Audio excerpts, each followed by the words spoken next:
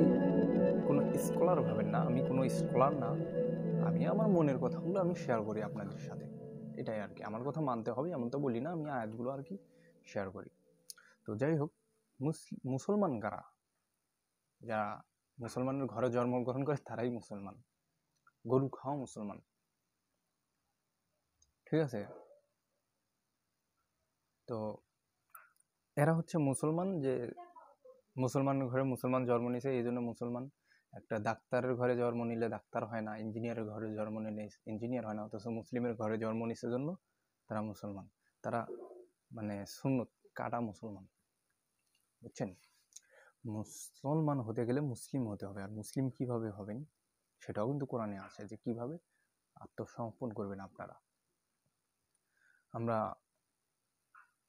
ঈসার উম্মতেরা খ্রিস্টান হয়েছে, মুসার উম্মতেরা ইহুদি হয়েছে, আর মোহাম্মদের উম্মতেরা মুসলমান হয়েছে। মোহাম্মদকে আল্লাহর সাথে শরিক করে। কিভাবে শরিক করে আজকে এই ভিডিওর মধ্যে আমি সেটা আপনাদের দেখাই। আমি কয়েকটা আয়াত আপনাদের সাথে শেয়ার করব, সে আয়াতগুলো আমি পাঠ করে করে শোনাবো। আমি কিন্তু মোবাইল অ্যাপসের মাধ্যমে বিভিন্ন অনুবাদ পড়ে পড়ে সে অনুবাদগুলো পড়ে দেখছি যে সেম কথা। তো আমি কিতাব থেকে এখনো পড়ি নাই, সরাসরি সেটা আমি লাইভে পড়ে দেখি যে অনুবাদগুলো কি ম্যাচিং হয় কিনা, পড়ে দেখাই, শোনাই আপনাদেরকে। শুনুন, দেখুন যে মিরাজ থেকে নাকি মোহাম্মদ নামাজ নিয়ে আসছে। আল্লাহ দিয়েছিল 50 ওয়াক্ত, তিনি 50 ওয়াক্ত নিয়ে আসতে গেছে। নিয়ে আসতেই ঈসার না মুসা, নামটা আমার উল্টাপাল্টা হয় একটু, ঈসা এবং মুসা এই নাম দুটো উল্টাপাল্টা হয়। তারা নাকি বলছে যে তোমার উম্মতরা এতগুলো নামাজ পড়তে পারবে না, অর্থাৎ মোহাম্মদের থেকে তার জ্ঞান বেশি হলো। আমরা মোহাম্মদকে শ্রেষ্ঠ নবী বলে থাকি।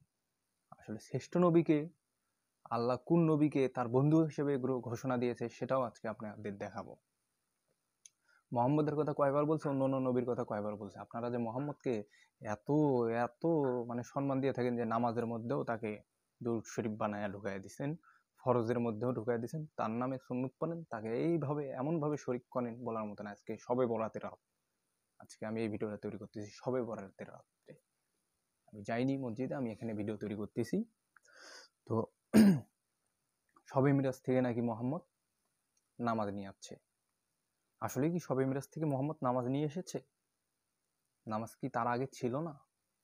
তিনি 50 ওয়াক্ত আনতে গেছে, তার একজন ছোট, তিনি শ্রেষ্ঠ নবী নাকি?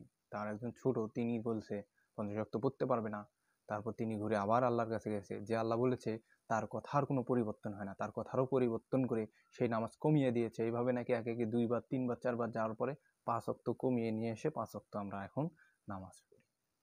আচ্ছা ঠিক আছে, 5টা ওয়াক্তর কথা নয় কোরআনে বলা আছে। আল্লাহ নামাজ নামাজ বললো, আর বুঝে গেলেন যে এই রুকু কিয়াম সিজদা এগুলো, হ্যাঁ ঠিক আছে ধরে নিলাম এগুলো আছে, কিন্তু কত রাকাত পড়বো, কত রাকাত? কোরআনে নাকি 2 রাকাতের একটা বিধান খুঁজে পাই, যারা কোরআন নিয়ে গবেষণা করে তারা, আমিও পেয়েছি। কিন্তু কিভাবে ভাই, কিভাবে সম্ভব? আল্লাহ বললো নামাজ, আর আমরা বুঝে নিলাম নামাজ মানে রুকু কিয়াম সিজদা, মাটিতে সিজদা দেওয়া।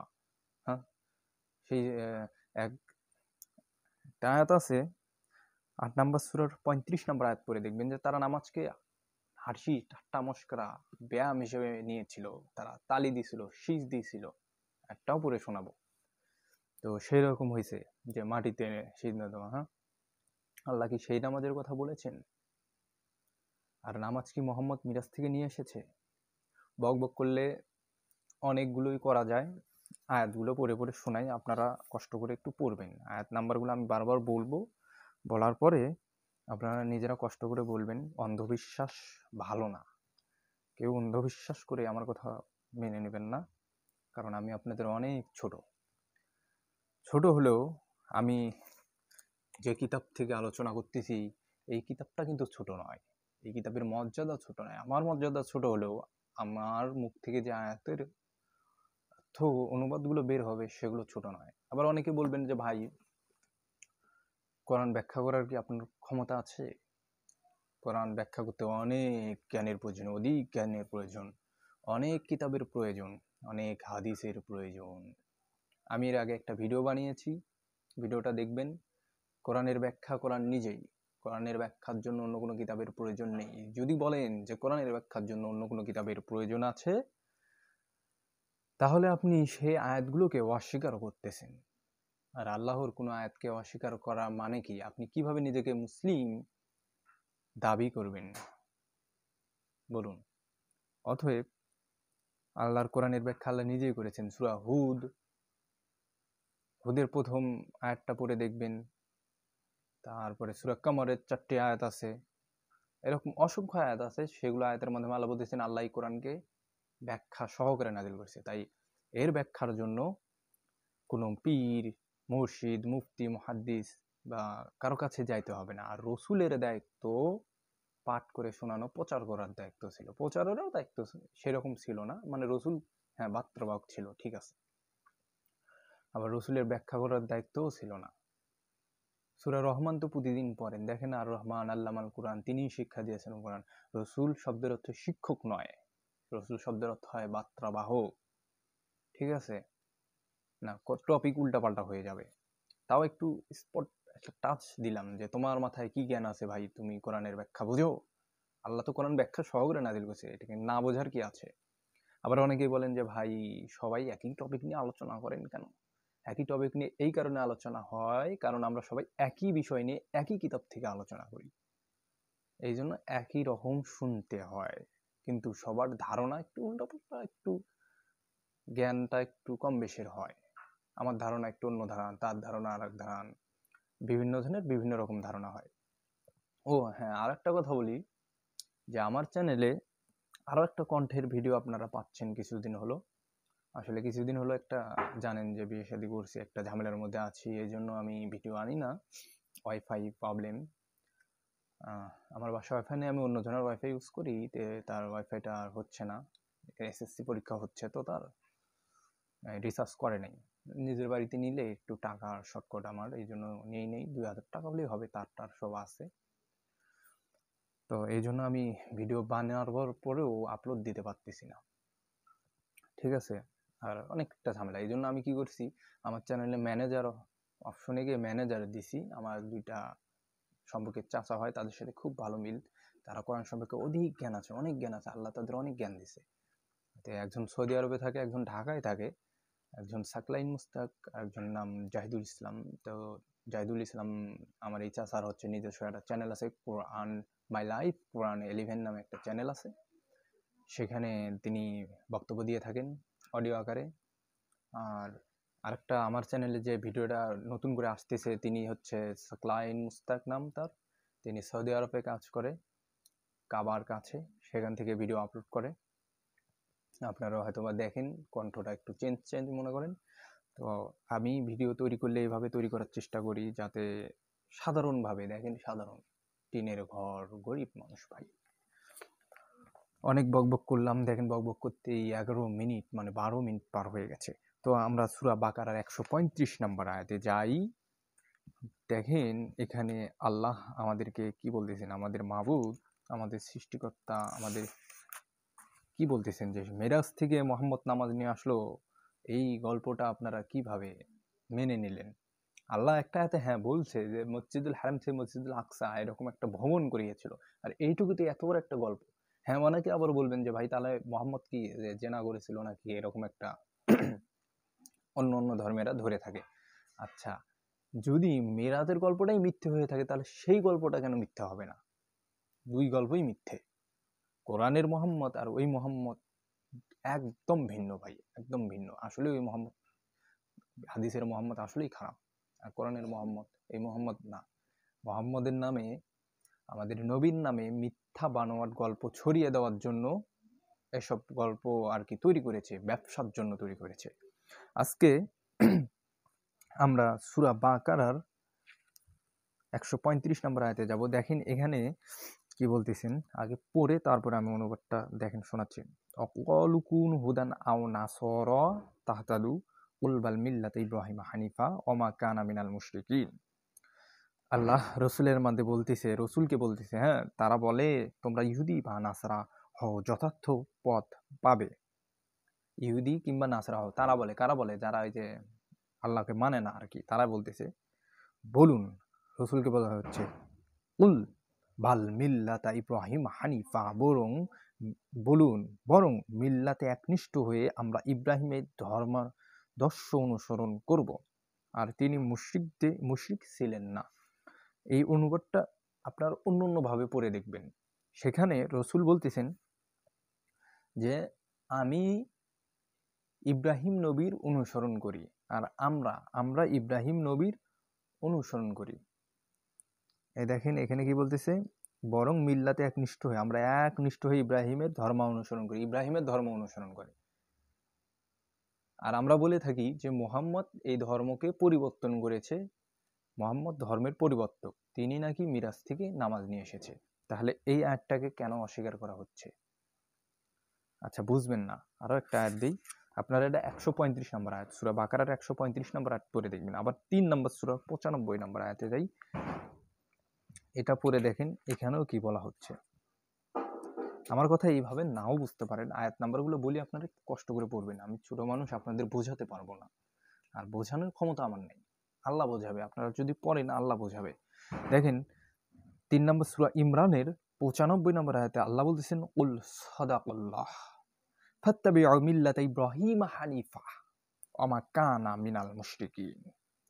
আপনি বলুন, কুল মানে বলুন, সাদাকাল্লাহ, আল্লাহ সত্য বলেছেন, সুতরাং তোমরা মিল্লাতে ইব্রাহিমের সরল দিন মেনে চলো, তিনি তো মুশরিক ছিলেন না। দিন ইসলাম, আমরা সবাই বলে যে আমাদের জাতির পিতা ইব্রাহিম, ইহুদিরাও বলে, খ্রিস্টানরাও বলে, মুসলিমরাও বলে, অর্থাৎ এই ধর্মের উৎপত্তি, এই ধর্মের সব কিছু তৈরি হয় ইব্রাহিম থেকে। আমাদের জাতির পিতা ইব্রাহিম থেকে এই ধর্মের উৎপত্তি হয়, সৃষ্টি হয়, শুরু হয়। তিনি এই ধর্মকে শুরু করেন, তিনি নামাজ কিভাবে পড়তে হবে, কিভাবে রুকু কিয়াম করতে হবে, সব কিছু তিনি শিখিয়ে দেন। তাহলে মুহাম্মদ কিভাবে মিরাজ থেকে গিয়ে নামাজ নিয়ে আসে, এই ব্যায়ামগুলো কিভাবে তৈরি করে নিয়ে আসে, তাও আবার নামাজের মধ্যে তার ইবাদত কিভাবে ঢুকিয়ে দেয়, কোনো দোয়া মাসুরা, দরুদ শরীফ এগুলো নাকি ঢুকিয়ে দিয়েছে। আচ্ছা, আমরা বলে থাকি যে ভাই মুহাম্মদের হাদিস আর আল্লাহর কোরআন মানতে হবে। ঠিক আছে, আপনার কথা ধরে নিয়ে দেখেন আমি কিভাবে বলি। একটু ভালো করে, আমার একটু ছোট ভাই হিসেবে আমার একটা যেটা আপনারটা রাখেন। রসুল কোরআন প্রচার করতেন, সেই কোরআনের নাকি ব্যাখ্যা করেছেন, সেগুলো নাকি হাদিস।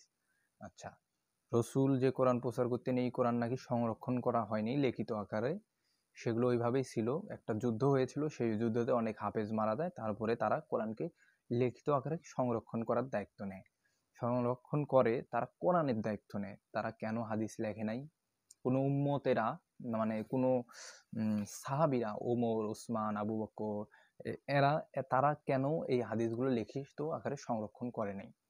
তাদের পরে এসে বুখারী, তিরমিজি এরা ব্যবসার জন্য হাদিসকে সংরক্ষণ করলো। কেন? যদি হাদিস সংরক্ষণ করাই লাগতো, তাহলে কোরআন এবং হাদিস দুটোই তারা সংরক্ষণ একসাথে করত। তারা কোরআন সংরক্ষণ লিখিত আকারে করেছে, হাদিস করে নাই। যদিও কোরআন সংরক্ষণের দায়িত্ব আল্লাহ নিয়েছেন। কোরআনের ব্যাখ্যা কোরআন নিজেই যে ভিডিওতে বানিয়েছি ওখানে দেখবেন, আমি আয়াতগুলো বলেছি, সেই আয়াতগুলোতে দেখবেন যে কোরআন সংরক্ষণেরও দায়িত্ব তাই নিয়েছে, আল্লাহ নিজে নিয়েছেন, কোরআনেরও দায়িত্ব তিনি নিয়েছেন, ব্যাখ্যারও দায়িত্ব তিনি নিয়েছেন, মানুষ নেয় নাই, এটা মানুষের দায়িত্ব ছিল না। ঠিক আছে, তো ফাত্তাবিউ মিল্লাতে ইব্রাহিম হানিফা, আমরা একনিষ্ঠভাবে ইব্রাহিমের সরল দিন মেনে চলি। আমরা মুহাম্মদ এই ধর্মকে পরিবর্তন করে নাই, এটা মিথ্যা বানোয়ার ছিল। এই যদি ওটা মানেন আপনি, তাহলে আল্লাহর কোরআনের এই যে দুইটা আয়াত বললাম, এই দুইটা আয়াতকে অস্বীকার করুন। খালি দুইটা আয়াত না, আমি 4 নম্বর সূরার 125 নম্বর আয়াতে যাই, দেখেন এখানে আল্লাহ কি বলতেছেন, ইব্রাহিমকে কি বলতেছেন। আমরা বলে থাকি মুহাম্মদ হচ্ছে রসুল, তিনি হচ্ছে আল্লাহর বন্ধু ছিলেন। আসলে বন্ধু হিসেবে কাকে বলেছেন দেখেন, বন্ধু বললে আবার দেখেন শিরক করেন না আপনারা, এখানে সেইভাবে বন্ধু বলে নাই, এটা অন্য বন্ধু। এখন আল্লাহ কি জন্য যে বন্ধু বলেছেন তাকে সেটা জানি না, যাই হোক বন্ধু রূপে গ্রহণ করেছে। দেখেন সূরা নিসার 4 নম্বর সূরা নিসার 125 নম্বর আয়াতে আল্লাহ বলতেছেন, ওমান আহসানু দীনাম মিম্মা আসলামা ওয়াজহাহু লিল্লাহি ওয়া হুয়া মুহসিনু ওয়াত্তাবা মিল্লাত ইব্রাহিমা হানিফা ওয়াত্তাখাযাল্লাহু ইব্রাহিমা খলিলা, ইব্রাহিমা খলিলা। আল্লাহ এখানে বলতেছেন তার অপেক্ষা অধিক ধার্মিক আর কে, যে নিষ্ঠবান হয়ে আল্লাহর নিকট সমর্পিত এবং নিষ্ঠার সাথে ইব্রাহিমের দ্বীনের অনুসারী। দেখেন, ইব্রাহিমের দ্বীনের অনুসারী বলছে, অর্থাৎ এই দ্বীন, এই ধর্ম একবার ইব্রাহিম থেকে এসেছে, এটার কোনো পরিবর্তন ছিল না। প্রত্যেকটা নবী ইব্রাহিমের ধর্মকে অনুসরণ করত। ইব্রাহিমের দ্বীনের অনুসারী আল্লাহ ইব্রাহিমকে বন্ধুরূপে গ্রহণ করেছেন। এখানে মিম্মা আসলাম ওয়াজহাহু মুহসিনুন মিল্লাতে ইব্রাহিম হানিফা। তারপরে এখানে বলেন ওয়াত্তাখাযাল্লাহু ইব্রাহিমা খলিলা, খলিল বন্ধু, বন্ধু হিসেবে কাকে গ্রহণ করেছে? ইব্রাহিমকে গ্রহণ করেছে। আমরা মুহাম্মদকে মাথার মুকুট বানিয়ে ফেলেছি। খ্রিস্টানরা ঈসাকে মরিয়মের পুত্র বানিয়ে ফেলেছে। ইহুদিরা অনেক নবীকে হত্যা করেছে, ঈসাকে মরিয়মের পুত্র ঠিকই মেনেছে, কিন্তু যার সন্তান হিসেবে ঘোষণা করেছে। তারা মুহাম্মদকেও নবী হিসেবে স্বীকৃতি দেয়নি। এই জন্য তারা ইহুদি, নাসারা, খ্রিস্টান আলাদা আলাদা হলো, আর মুসলমানেরা ধ্বংস হচ্ছে। মুহাম্মদকে আল্লাহর বন্ধু বানাচ্ছে, আল্লাহর সাথে শরিক করতেছে, আল্লাহর জন্য সুন্নত পড়তেছে 4 রাকাত, মুহাম্মদের জন্য 7 রাকাত, 12 রাকাত, 14 রাকাত সুন্নত পড়তেছে, আল্লাহর জন্য ফরজ পড়তেছে 4 রাকাত। আজকে শবে বরাতের রাত্রি মসজিদে গেলে দেখতে পারবেন যে এই দিনগুলোতে কিভাবে তারা শরিক করে থাকেন। আপনারা, আমি ইদানিং বলে থাকি যে খালি ব্যায়াম করলে হবে না, আল্লাহর কোরআনের আয়াতগুলো পড়ে পড়ে দেখবেন, দেখলেই বুঝতে পারবেন যে ওগুলো ব্যায়াম নাকি নামাজ। নামাজ কি জিনিস? নামাজ খালি নামাজ নামাজ মুখ দিয়ে বলেন আর ব্যায়াম করেন, তাহলে তো হবে না। আল্লাহ কি ওই ব্যায়াম করার কথা বলেছে? যদি বলতেন তাহলে আল্লাহ বিস্তারিত ব্যাখ্যা সহকারে কেন বললেন না? আল্লাহ তো কোরআনে বলেছেন যে আমি সব কিছু বলেছি, এই কোরআনে কিচ্ছু বাকি রাখে নাই। তো আচ্ছা, ঠিক আছে, আমরা খলিল অর্থাৎ বন্ধু কে ছিলেন সেটাও দেখলাম, কার ধর্মের অনুসরণ করি সেটাও দেখলাম। এই যে এই কথাগুলো কে বলেছে, কার মাধ্যমে বলা হয়েছে? রসুলের মাধ্যমে বলা হয়েছে। রসুল নিজে বলেছেন যে আমরা মুহাম্মাদের দ্বীনকে, মুহাম্মাদের ধর্মকে অনুসরণ করি। ঠিক আছে, এখন আমরা যাব 6 নম্বর সূরার 161 নম্বর আয়াতে যাই। এই আয়াতগুলো পড়ে দেখি।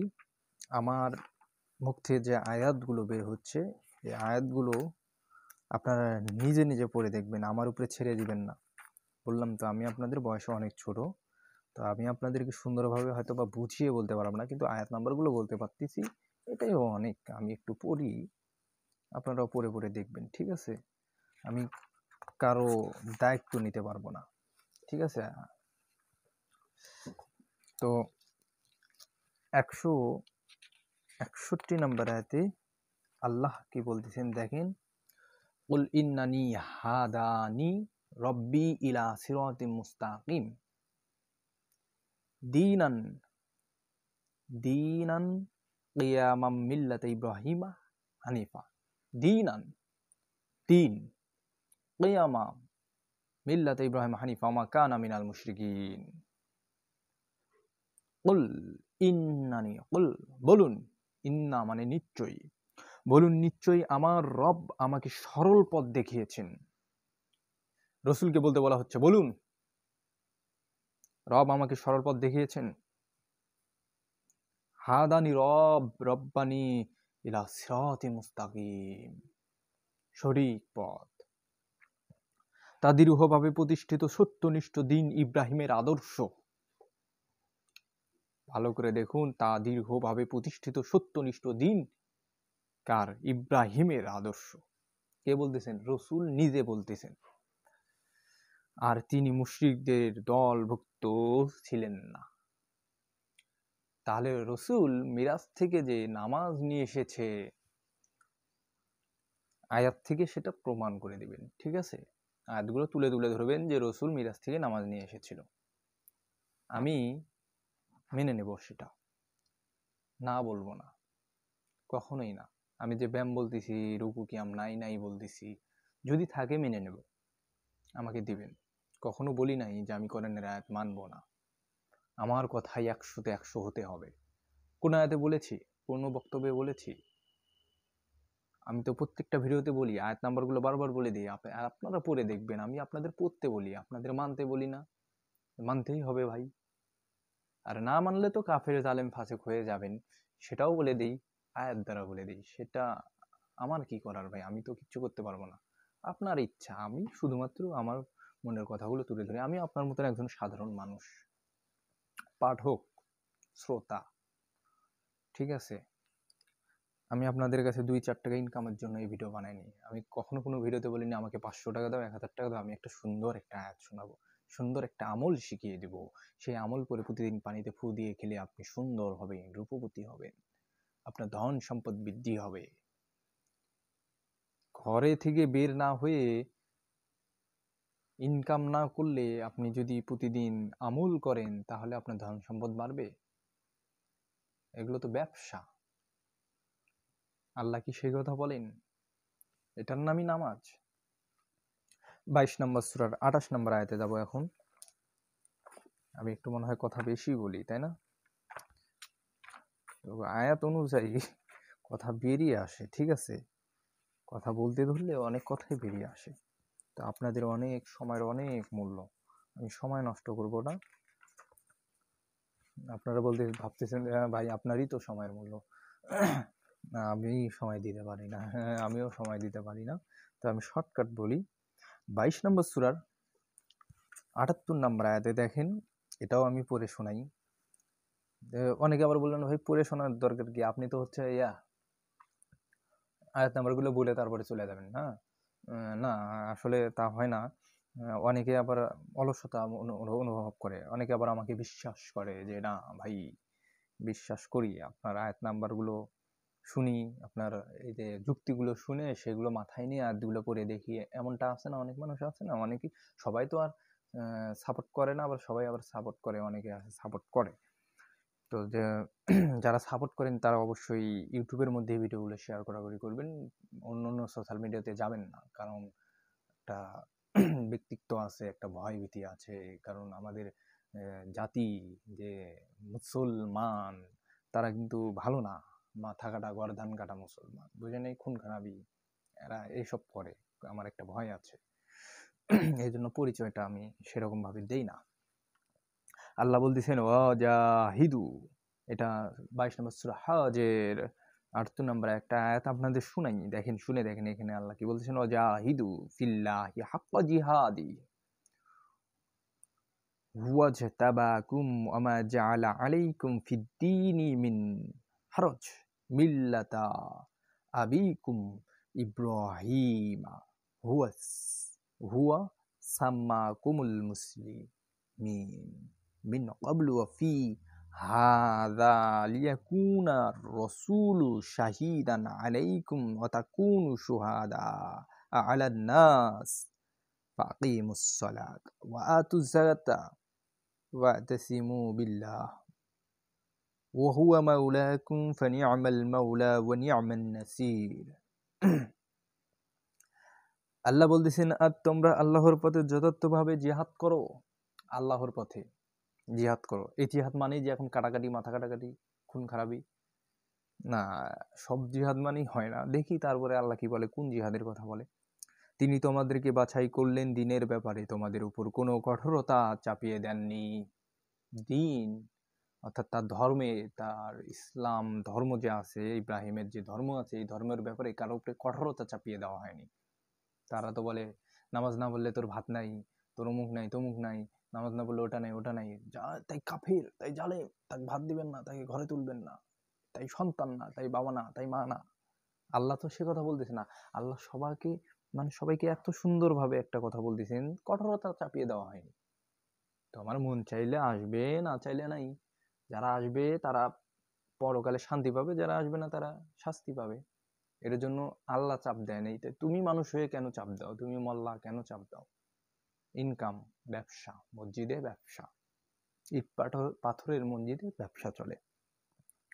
তাহলে আল্লাহ বলছেন তোমাদেরকে বাছাই করলেন, আর তিনি আবার এটাও বলতেছেন যে দিনের ব্যাপারে তোমাদের উপর কোনো কঠোরতা চাপিয়ে দেননি। তোমরা তোমাদের পিতা ইব্রাহিমের দিনের উপর প্রতিষ্ঠিত থাকো। আমাদের পিতা ইব্রাহিমের দিনের প্রতি প্রতিষ্ঠিত থাকতে বলা হয়েছে, মুহাম্মদের দিনের প্রতি না। মুহাম্মদ নাকি ইসলামকে পরিবর্তন করেছে, তিনি নাকি শবে মেরাজ থেকে নামাজ নিয়েছে। কোরআন থেকে সেটা দেখান। কি এগুলা হাদিস দেখান, সে হাদিস তো ঠিক নাই। কেউ হাত উপরে বাঁধে, কেউ নিচে বাঁধে, কেউ জুড়ে আমিন বলে, কেউ আসতে বলে, যেগুলো কোরআনের কোনো অংশই না। যে যে দোয়াগুলো পাঠ করেন সেগুলো তো সব শিরক, সবগুলো ওই শিরক করেন, কারণ এগুলো তো কোরআনের কোনো অংশই না। আর এগুলো মোহাম্মদ নিজেই নিজের উপরে কেন এগুলো ইবাদত করে যাবে? মোহাম্মদ নিজেই নিজের উপরে ইবাদত করা কেন মানুষকে শিখিয়ে যাবে? তাহলে তো ওই মোহাম্মদ সেই মোহাম্মদ না। আল্লাহ যে মোহাম্মদের কথা বলেন সেই মোহাম্মদ না। এই মোহাম্মদও তাহলে ধর্ম ব্যবসায়ী ছিলেন, ডাকাত মোহাম্মদ, সন্ত্রাসী মোহাম্মদ ছিলেন। এই দুই জাতিই ভেজাল। যে জাতি বলে যে মোহাম্মদ সন্ত্রাসী, সেই জাতীয় ভেজাল। যে জাতি বলে মোহাম্মদের এত সুন্দর সুন্দর সুনাম করে, তারাও ভেজাল। কিন্তু আল্লাহ যে মোহাম্মদের কথা বলে, যে প্রশংসিত, মোহাম্মদ শব্দের অর্থ কিন্তু প্রশংসিত, যে মোহাম্মদের কথা বলে, যে রাসূলের কথা বলে, সেই রাসূল কিন্তু আমরা চিনি না, জানি না সেই রাসূল কে। আল্লাহর আয়াতগুলো যার মাধ্যমে আপনার কাছে পৌঁছায়, তিনিই হচ্ছে রাসূল। রাসূল খতম করেনি, আল্লাহ নবী খতম করে দিয়েছেন। নবী আর আসবে না, কিন্তু রাসূল প্রতিনিয়ত আসে। কারণ আল্লাহ, আমি একটা আয়াত পড়েছি, আল্লাহ বলেছে আল্লাহর আয়াতগুলো যতক্ষণ না পর্যন্ত কোনো ব্যক্তি বা কোনো জাতির কাছে পৌঁছে না দেওয়া হয়, ততক্ষণ পর্যন্ত সেই জাতির মৃত্যু হয় না, সেই ব্যক্তির মৃত্যু হয় না। আল্লাহর আয়াত যেভাবেই হোক আপনার কাছে পৌঁছে দেওয়া হবে, আপনি মানলে ভালো, না মানলে কালো। কথায় আছে না, বুঝলে বুঝপাতা, না বুঝলে তেজপাতা, সেই রকম হয়েছে। ঠিক আছে, আপনারা আয়াতটা পড়ে দেখবেন, সূরা হজের 22 নম্বর সূরা হজের 78 নম্বর আয়াত পড়ে দেখবেন।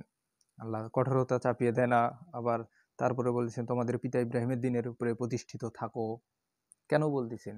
তিনি তো বলতে পারলেন তোমাদের মোহাম্মদ নবী, তিনি মিরাজ থেকে নামাজ নিয়েছেন, বা সুন্দরভাবে একটা অন্যভাবে একটা ইঙ্গিত দিয়ে বলতেন তার দিনের প্রতি প্রতিষ্ঠিত থাকো। হ্যাঁ, কেন বলেন নাই? তাহলে ইব্রাহিমের পরে আরো কত নবী এসেছে। ইব্রাহিমের পরে মুসা এসেছে, মুসার উম্মত হচ্ছে ইহুদিরা, আছে না? ইসরায়েলে ইহুদিরা যুদ্ধ করতেছে না? আছে। ওই প্যালেস্টাইন মানে ফিলিস্তিনে এখনো আছে না? মুসলমান আছে, ইহুদি আছে, এবং খ্রিস্টান, ক্যাথলিক খ্রিস্টান, 4টা ধর্মের মানুষ এখনো ওই জায়গায় বসবাস করতেছে। ওই মসজিদুল আকসা নিয়ে এখনো তারা যুদ্ধ করতেছে। মুসলমান এবং খ্রিস্টান একটা দল হয়ে এই ইহুদিদের সাথে যুদ্ধ করতেছে, করতেছে না? আপনারা বুঝেন না যে তারা সবাই ইব্রাহিম নবীকে মানে, ইব্রাহিম নবীরই অনুসরণ করে? তো অনুসরণ করেন ঠিক আছে, আয়াতগুলো পড়েন ঠিক আছে, বুঝে না, তাদের মাতৃভাষাতেই পড়ে কিন্তু বুঝে না। তো বুঝে দেখেন, দেখেন এখানে কি। আর কোরআন পড়লে, কোরআন কিন্তু একটা নেশাগ্রস্ত কিতাব। যারা কোরআন পড়বে তাদের মাথার মধ্যে এই আয়াতগুলো বারবার খুচখিচ খিচখিচ করবে, আর যখন নেশা হবে, বারবার পড়তে ইচ্ছে হবে, তখনই মনে করবেন যে আপনি ইমানদার হয়ে গেছেন, ইমান আছে আপনার উপর, আল্লাহ আপনাকে জ্ঞান দিচ্ছে। ঠিক আছে, তো ইব্রাহিমের দিনের প্রতি আল্লাহ প্রতিষ্ঠিত হতে বলেছেন। আর তিনি তোমাদেরকে মুসলিম নাম দিয়েছেন পূর্বেও আর এখনো, যেন রাসূল তোমাদের জন্য সাক্ষী হন। আর এই রাসূলকে সাক্ষ্যদাতা বানিয়েছে শুধুমাত্র। ঠিক আছে, এবং আমাদের এই মুসলিম নাম মানে ইসলাম, এই ধর্মের নাম কিন্তু এই ইব্রাহিমই দিল। এবং তোমরা মানব জাতির জন্য সাক্ষী হতে পারো। অতএব তোমরা নামাজ কায়েম করো, যাকাত আদায় করো, আল্লাহকে দৃঢ়ভাবে ধারণ করো, তিনি তোমাদের মাওলা। তিনি তোমাদের জন্য কতই না উত্তম মাওলা, উত্তম সাহায্যকারী। এই যে মাওলানা, মাওলানা আমরা বলে থাকি যে অমুক তমুক মাওলানা। আমার পাশের বাড়ি একজন জিহাদি সাহেব আছে, মাওলানা বলে থাকি। আর যে কোনো মাওলানা নামের উপাধি দিয়ে থাকি। মাওলানা উপাধি একমাত্র আল্লাহর হবে, অভিভাবক একমাত্র আল্লাহ। যাকে তাকে মানুষের নামের শুরুতে মাওলানা দেওয়া যাবে না। আমরা নামের সামনে মাওলানা যুক্ত করি, বিভিন্ন অনেক কিছু যুক্ত করি, এই যুক্তগুলো করা যাবে না। মাওলানা কিন্তু আল্লাহ। আচ্ছা, কোনো নবী রাসূলের নামের শুরুতে মাওলানা দেওয়া নেই। আর এতদিনে এরা কি একটু টাইটেল মানে হাদিস নিয়ে গবেষণা করে, কোরআন নিয়ে গবেষণা কোনো জায়গাতেই হয় না। সব মাদ্রাসাতেই হাদিস নিয়ে গবেষণা তৈরি করা হয়। আপনার হাটহাজারী মাদ্রাসা বলেন, জামিল মাদ্রাসা বলেন, বা বিভিন্ন ইন্ডিয়াতে বিভিন্ন বড় বড় মাদ্রাসা আছে, সেগুলোতে হাদিস নিয়ে গবেষণা করা হয়। সেগুলোতে দেখবেন যে এই মাওলানা উপাধিগুলো যে দেওয়া হয়, তো এই মাওলানা উপাধি কি দেওয়া যাবে কি না, আপনারা এই বিষয় নিয়ে একটু কয়েকটা আয়াত আপনারা আমাকে দিবেন। আমি জানি যত সম্ভব যে এই মাওলানা উপাধি মানুষের দেওয়া ঠিক না, উচিত না নামের শুরুতে। ছোট মানুষ হিসেবে বললাম, একটু ধ্যান খেয়াল দিয়ে দেখবেন। 22 নম্বর সূরার 78 নম্বর আয়াত পড়েছি। তো এখন 16 নম্বর সূরার 123 নম্বর আয়াতটা আপনাদের পড়ে শোনাই। দেখেন, এটা আগে শোনানো উচিত ছিল। তো যাই হোক, আমি 123 নম্বর আয়াতটা আমি পড়ে শোনাই। এখানে আল্লাহ বলতেছেন, সুম্মা আওহাইনা ইলাইকা আনিত্তাবি' মিল্লাতা ইব্রাহিম হানিফা ওয়া মা কানা মিনাল মুশরিকিন। আপনার আমার আল্লাহ বলতেছেন, পরে আমি আপনার প্রতি ওহী প্রেরণ করলাম যেন ইব্রাহিমগর মিল্লাতের একনিষ্ঠ অনুগত্যকারী হও। দেখেন, আল্লাহ রসুলকে বলতেছেন, আমি আপনার উপর আবার ওহী নাজিল করলাম। ইলাহি বা কোনো জিব্রাইল, যার মাধ্যমে হোক, তিনি ওহী নাজিল করলেন তখন ইব্রাহিম মিল্লাতে একনিষ্ঠ অনুগত্যকারী হও, যাতে রসুল ইব্রাহিমের অনুসরণ করে। রসুলকে এটা বলা হচ্ছে। আর রসুল নাকি নামাজ নিয়ে আসছে মিরাজ থেকে, ফাইজলামি আলাপ করে। আয়াত দেখাবেন, মেনে নেব আমি। পরে আমি আপনার প্রতি ওহী প্রেরণ করলাম যেন ইব্রাহিমের মিল্লাতে একনিষ্ঠ অনুগত্যকারী হও। কাকে বলেন? রসুলকে। অথবা এখন আমরা যেহেতু শুনতেছি, আমাদেরকে বলতেছে। আয়াত ধরে নিলাম যে আমার উপরে এখনই নাজিল হলো বা আপনার উপরে নাজিল হলো, ধরে নেন, ধরে নিলাম আর কি, কথার কথায়। আবার হুট করে আমাকে আবার মারেন না যে হ্যাঁ আপনি রসুল হয়ে গেলেন নাকি, না, ওই কথা আমি বলতেছি না। তো অনুগত্যকারী হও। তিনি মুশরিকদের দলভুক্ত নয়। কে? ইব্রাহিম। আর আমরা যে ইব্রাহিমের অনুসরণ করবো, আমরাও না, মুশরিকদের অন্তর্ভুক্ত না। ঠিক আছে? শিরক করি না, তিনি শিরক করে নাই, আমরাও শিরক করব না ইনশাআল্লাহ। আজকের পর থেকে আমরা কখনোই এটা বিশ্বাস করব না যে মিরাজ নামে কোনো শব্দ, মানে মিরাজ আছে, মিরাজ থেকে নবী 50 ওয়াক্ত থেকে 5 ওয়াক্ত, এগুলো তাল বাহানা, নাটক, মিথ্যা বানোয়াট গল্প, এগুলো কখনোই বিশ্বাস করা যায় না। এগুলো কেউ বিশ্বাস করবেন না। আমি একটা আরেকটা আয়াত আপনাদের শোনাই, যে নামাজ তারা ঠাট্টা মশকরা বিদ্রুপ বানিয়েছিল। আমরা যদি বলে থাকি যে ইব্রাহিমের মাকামে ইব্রাহিম থেকে সালাত নিয়ে আসা মানে কাবার থেকে যেভাবে সালাত আসতেছে, এটা যদি নিয়ে থাকি, তাহলে এই আয়াতটা কেন নাজিল হয়েছিল? দেখেন, 8 নম্বর সূরার 35 নম্বর আয়াত আমি পড়ে শোনাই। আপনারা পড়বেন, আয়াতগুলো পড়বেন, আমাকে আবার দোষারোপ করবেন না যে ভাই কি বুঝায় গেলেন। ঠিক আছে, আমি বোঝাতে পারি না, আল্লাহ আমাকে সেই জ্ঞান হয়তো এখনো দেয়নি, বুঝতে পারি যতটুকু, সেটা আপনাদের সাথে শেয়ার করার পরে আপনাদের সাথে পরামর্শ করলে আর কি জিনিসটা ভালো হয়। আল্লাহ বলতেছেন, আনফাল 8 নম্বর সূরা আনফালের 35 নম্বর আয়াতে আল্লাহ বলতেছেন, ওয়ামা কানা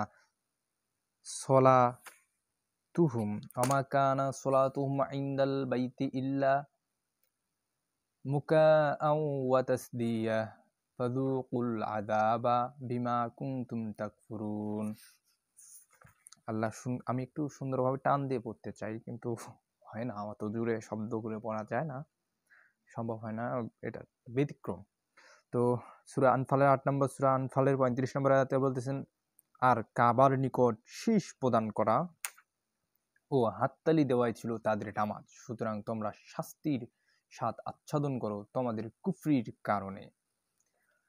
তাহলে নামাজকে নষ্ট করেছিল, কোনো এক জাতি নষ্ট করেছিল, আবার নষ্ট করেছে। নামাজ মানে যে কাবার কাছে গিয়ে শীষ দেওয়া, হাততালি দেওয়া, তারা যে ভণ্ডামি করেছে, মাটিতে লুটিয়ে পড়া, সিজদা দেওয়া, ব্যায়াম করা, ইয়োগা করা, এগুলোকে তারা নামাজ বানিয়েছে, আল্লাহ সেটাও বলল। এখন আমরা যদি বলি যে নামাজের বিস্তারিত ব্যাখ্যার কোনো প্রয়োজন নেই, কারণ এই নামাজ তো ইব্রাহিম থেকে এসেছে, প্রয়োজন যদি নাই থাকে, তাহলে এত সমস্যা কেন? কান বরাবর তুলবো, নিচে তুলবো না উপরে তুলবো, হাত বুকে বান্ধিব না পেটে বান্ধিব, রুকু দিব না রুকু দিব না, নামাজ 3 ওয়াক্ত না 2 ওয়াক্ত না 5 ওয়াক্ত না 6 ওয়াক্ত, এত সমস্যা কেন?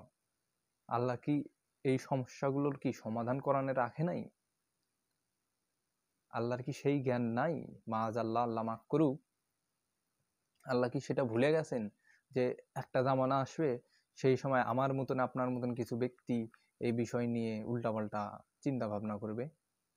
আল্লাহর কি সেটা জ্ঞান ছিল না? মাআযাল্লাহ, আল্লাহ মাফ করুক। জ্ঞান ছিল না? আল্লাহ জানে না যে মানুষ কি করতে পারে, কোনটা ভুল কোনটা সঠিক, কি হতে পারে? তিনি বিস্তারিত ব্যাখ্যাই কোরআনে দিয়েছেন, আমাদের সেটা খুঁজে বের করতে হবে, আমরা পাবো। আর যদি না পাই, প্রচলিত যে নামাজ আছে যদি না পাই, এটা ক্যান্সেল করে দেন, যাওয়ার দরকার নেই, কাউকে বলারও দরকার নেই, ভাই এই নামাজ নাই পড়িস না, তর্ক করার কি দরকার? আপনি জানেন, আপনি আপনার মতন ইবাদত করেন। যারা জানা দরকার, যখন সময় হবে আল্লাহ নিজে তার কাছে পৌঁছে দিবে, আল্লাহ পৌঁছে দিবে, তার রসুলের মাধ্যমে পৌঁছে দিবে। রসুল তো শেষ করেনি, আছে রসুল। আয়াতগুলো আমরা পড়ে পড়ে বুঝতে পারি যে রসুল খাতামুন রসুল বলে নাই, আল্লাহ খাতামুন নাবিয়িন বলেছেন। তো খতামুন নাবি যেহেতু বলেছে, নাবি খতম হয়েছে, রসুল খতামুন বলে নাই, খতম করে নাই। রসুল যেহেতু আছে, তার রসুলের মাধ্যমে তার বান্দাদের কাছে তিনি পৌঁছে দিবেন, আমাদের পৌঁছে দিতে হবে না। আর কোরআন শেখার জন্য কারো কাছে যাইতে হবে না, আমরা নিজেরা পড়লেই বুঝতে পারবো। সূরা রহমান, আবারও বলি, প্রতিদিন পড়ি, বুঝি না। আর রহমান আল্লামাল কোরআন, তিনি শিক্ষা দিয়েছেন কোরআন। শিক্ষা আল্লাহ নিজেই দিবেন, আল্লাহ নিজেই এই কোরআন ব্যাখ্যা সহকারে নাজিল করেন, ব্যাখ্যার জন্য কারো কাছে যাইতে হবে না। আর আরবি ভাষা খুব সহজ, আল্লাহ বলেছেন আমি তোমাদের জন্য আরবি ভাষাকে সহজ করে দিয়েছি, তোমার জন্য না তোমাদের জন্য, যাই হোক এভাবে একটা বলেছে। সেটাও আমি ওই ভিডিওর মধ্যে আলোচনা করছি যে কোরআনের তাফসীর কোরআন নিজেই। তো সেখানেও আমি বলেছি, আপনারা ওই ভিডিওটা দেখলেই বুঝতে পারবেন, আয়াতগুলো পড়ে পড়ে দেখবেন যে সেখানে আল্লাহ বলতেছেন যে আমি আরবি ভাষাকে সহজ করে দিয়েছি। আরবি ভাষা সত্যিই সহজ, অনেক সহজ। পৃথিবীর প্রত্যেকটা দেশে আরবি ভাষা আছে, প্রত্যেক ইংলিশ শব্দের মধ্যেও আরবি আসে, বাংলা শব্দের মধ্যেও আরবি আসে।